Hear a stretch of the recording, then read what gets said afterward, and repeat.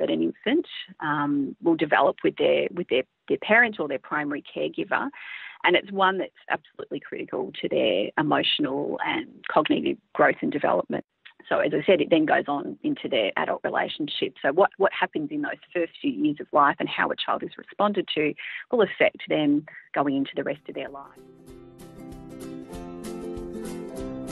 Hi, I'm Ron Spurnberg, co-founder and CEO of Hi Mama. Welcome to our podcast about all things early childhood education.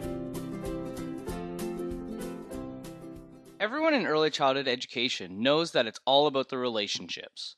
Parents and teachers have relationships with the children under their care, but the quality of that relationship can't be understated. Babies use their relationships with their main carer to create expectations about themselves and how they relate to others as they grow. Our guest, Melissa Grant, tells us about the Circle of Security framework and how parents and teachers can come together to better read the emotional needs of children and respond appropriately. So let's get into it.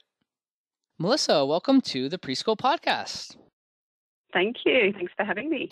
It's our pleasure to have you on the show. Let's start off by learning a little bit more about Circle of Security International, whom you work with. Can you tell us a little bit more about who they are and what they do? Definitely. So Circle of Security, I guess, is really a framework that was developed by three therapists that were originally working with vulnerable families. So Glenn Cooper, Bert Powell and Kent Hoffman came together and really, I guess, saw a need to help develop, a roadmap that made things a little bit simpler for parents and educators to understand the relationship between, parent, carer and child. And it's all really formed on the basis of attachment theory and the importance of building resilient children with a strong sense of emotional security. And it's really, the easiest way to sum it up is that it's the relationship between parent, carer and child is all based on a circle. So at the top of the circle is the child's need to, explore and go out. At the bottom of the circle is the child's need to be protected and cared for. And so parent or carer is very much at both the top and the bottom of the circle and supporting that child to feel, the confidence to go out on the top of the circle and explore, and then feel that they can come back in and be nurtured and cared for by their parent or carer if they are scared or worried or, upset for any particular reason. So I think the beautiful thing about the roadmap or the framework of Circle of Security is that it really helps carers understand and interpret, the behaviours of children and their cues, and then can help them respond appropriately, to what's going on. So it's a really beautiful way, I think, for as I said, for parents and carers to say, okay, hang on, let's take a step back and really look and listen and think about what's going on for this child. Where are they? In terms of the circle, are they at the top of the circle or the bottom of the circle? And I can now respond appropriately to their needs. And so you said this was developed initially by three therapists. So is this based on some research that they've done?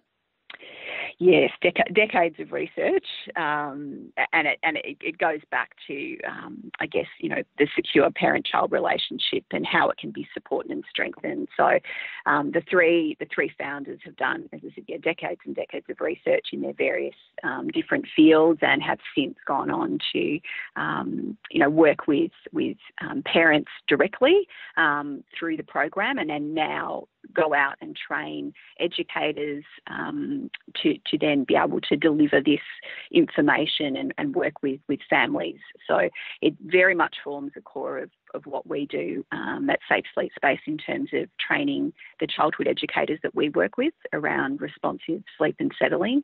It very much forms the basis of, our training in, as I said, it's really about that listening and understanding where the child's at and responding appropriately. So you've explained sort of the high-level concept of what the attachment theory is with the Circle of Security. Can you tell us a little bit more about how that works or why that even is what it is? In terms of attachment theory? Yeah. Yeah. So, attachment theory has been around for a very long time, and it's gone through much, I guess, research and study. And in terms of this, I guess there's just been more recent developments in terms of the neuroscience, finding that, so I guess John Bowlby was one of the original theorists that developed attachment theory.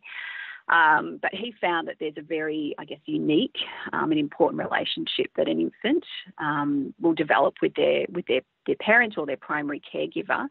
And it's one that's absolutely critical to their emotional and cognitive growth and development. So, you know, we know that babies are born with this, I guess, innate biological behaviour that really drive them to form a relationship with caregivers because they need to. And those relationships and how they're responded to by those primary caregivers in their lives really helps them learn about what a relationship is. And so it's so important that, you know, how we respond to a child, you know, is one, it's gentle, it's nurturing, it's consistent, and it is responsive. So, you know, child then understand what a relationship looks like from that relationship that is, I guess, you know, formed with them from that very early age. So as I said, it then goes on into their adult relationship. So what happens in those first few years of life and how a child is responded to will affect them going into the rest of their life. And so what we know through research is that, you know, more securely attached children, those that feel confident that they're going to be responded to when they need help or support, will then go on to form better relationships, better in life. They'll be more happy. You know, they know that someone is there to get them out of trouble. They'll get along better with, you know, friends. You know, they'll have better relationships into their adulthood. So it's such an important piece of the puzzle, I guess, in those first few years.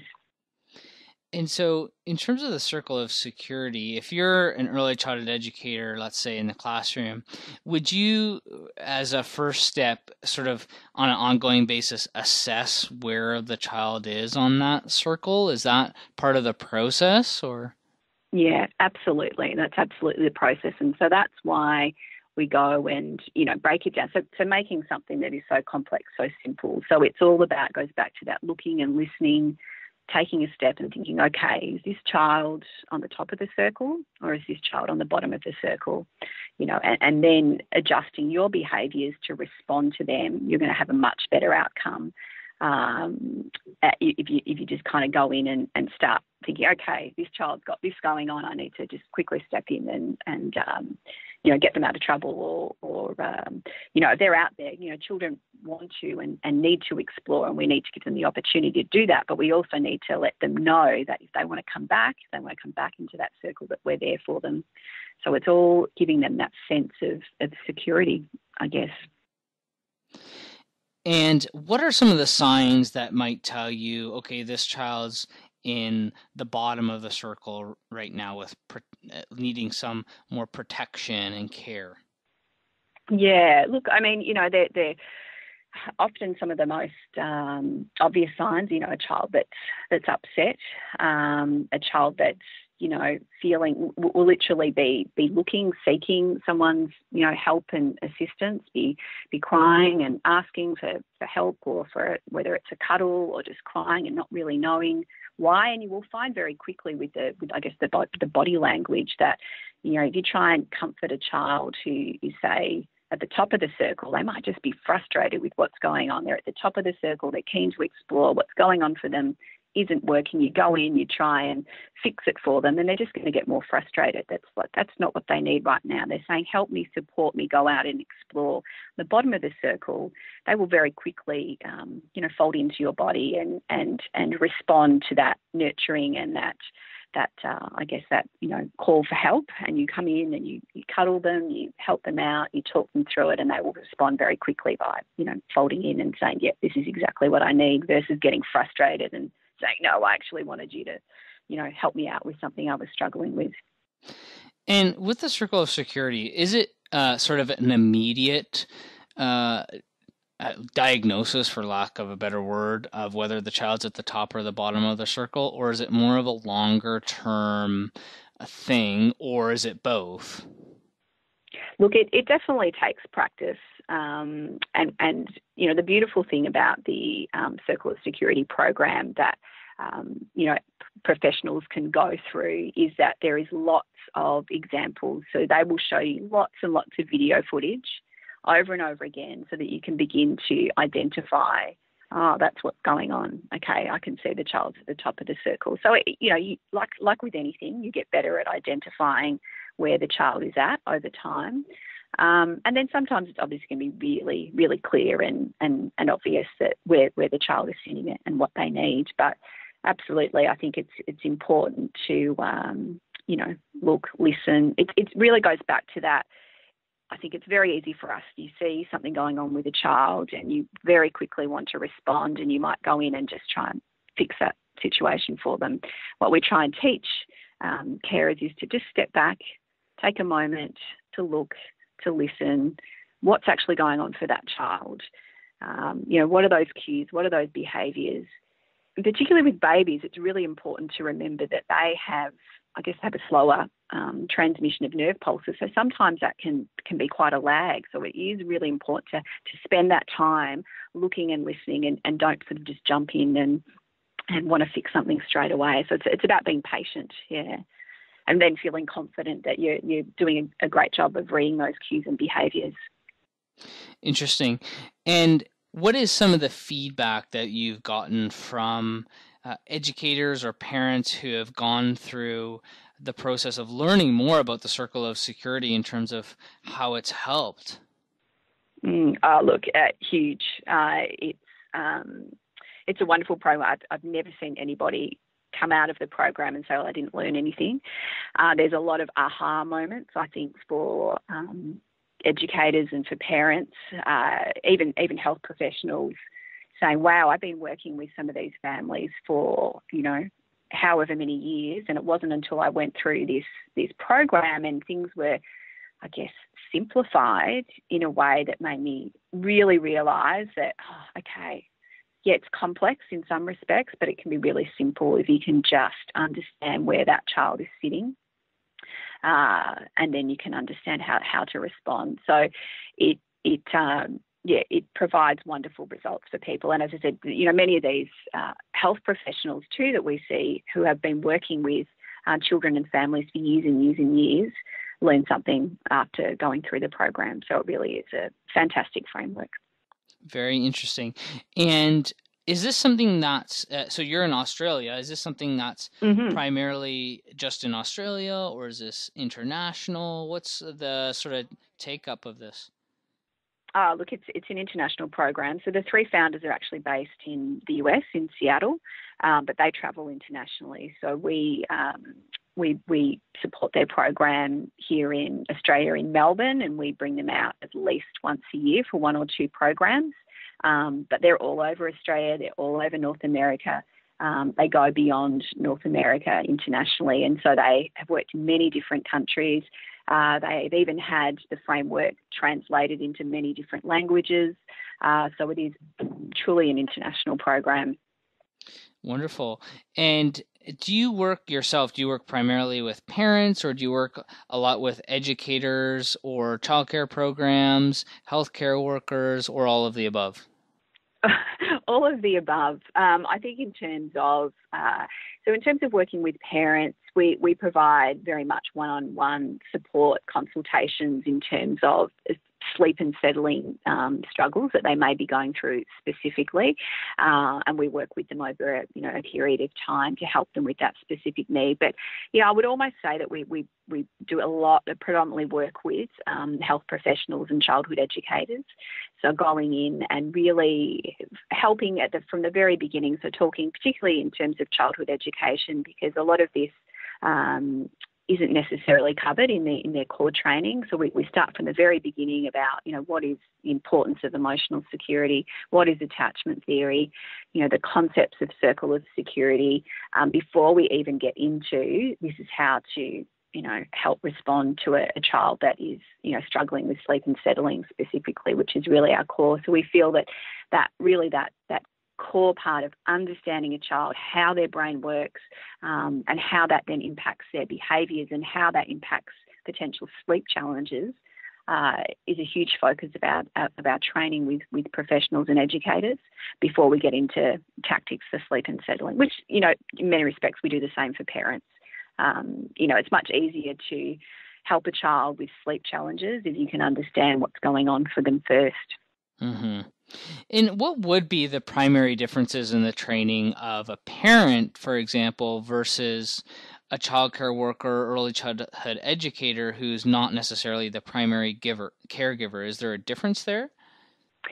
Look, a lot of the fundamental training is very similar. That what's going on for a child, that understanding of their capacity, of what's going on with their brain, that's all similar. In terms of how we position things for educators specifically, one of the key messages we have is consistency. So what's going on? So building that relationship with the parent. So how can you build that solid relationship with the parent so you can understand what's going on at home, so that there is a level of consistency. However, we also work with them to find the right language that they can then use to help educate the parents. So we see them as such an important, one, they're a huge influence on the child's life, being a significant carer in their lives, and two, they have a huge amount of influence on helping parents with what's potentially going on. So,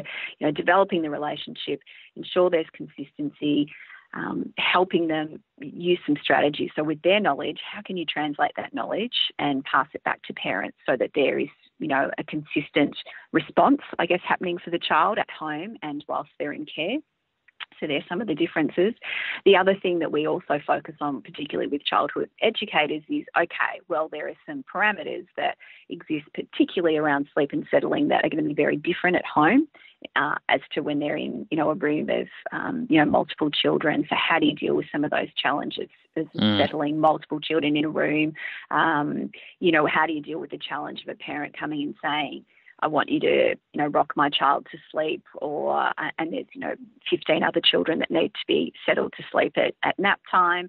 How do you deal with some of those challenges? So we spend some time working with, some of the common, I guess, scenarios that come up in a childhood educator setting, and how to help address those with parents, and make sure that any change is slow and gentle, and working for both family and child. Interesting. I mean, that makes a lot of sense. And just sort of changing topics a little bit here, you're spending a lot of time, obviously, with young children and people who are working with young children, both parents and educators. What's exciting you most in your work right now related to early childhood development? I think, I think that educators are finally being recognised as having such a huge influence in the child's life. I think there was a time where educators were seen as the glorified babysitter of the day, and now they are finally being recognised as having such a huge impact in a child's life, particularly in those early years. So we predominantly spend time with babies, with infants and toddlers, sort of up to 3 years, and we know that they're the formative years. So I think having that recognition and also being able to go in and work with these educators, train these educators, and have them walk out of training and having those aha moments and going, great, well, I wasn't ever kind of exposed to that or taught that, or I've been working, with children for so many years, and now that it's sort of put in that perspective, that makes so much more sense to me. And to see them go back and be able to make changes and positive changes, both for child and for family that they're working with, I think is super exciting. Awesome. And if people want to go to learn more about your work, Melissa, where can they go to find out more information, or perhaps even get in touch with you? Yeah, definitely. In terms of our educator training, if you go to safesleepspace.education, we have a wonderful online program, which is really easy for anybody around the world to participate in. So we talk about a lot of these series that I've been talking about today. We have 3 courses. One course very much starts with that foundation of understanding the child. We talk about the circle of security concepts, and then we go on to help educators understand what's going on in terms of specific sleep and settling challenges all the way through from birth to 3 years. And we break it down even further in sort of, birth to 4 months, 4 to 8 months, 8 to 12 months, because lots of different things happen over those periods of time. So I think that's certainly a place to find out more about a lot of the work that I've been talking about. Awesome. Well, Melissa, it's been a really interesting conversation about the circle of security and attachment theory. I think, again, it just goes to show the complexity of the work that both parents and early childhood educators have to do in their work with children. And I love the fact that it's very much research-based, and it's moving that research into a practical form that we can apply in the classroom at home. So thank you again for sharing all this excellent knowledge with our audience, Melissa. Oh, it's been an absolute pleasure. Thank you so much for having me. It's our pleasure.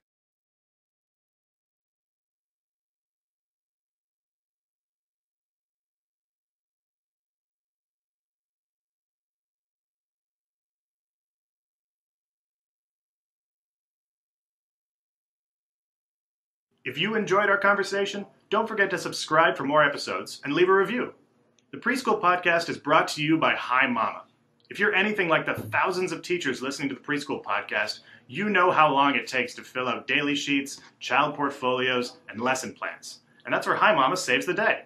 With an easy-to-use interface built by teachers for teachers, Hi Mama can cut the time you spend on documentation and parent engagement in half. Create and send beautiful daily sheets, photos, videos, and messages to parents in seconds, saving you time in your busy day. Podcast listeners can get a free tour with one of our community advisors. Go to himama.com and click the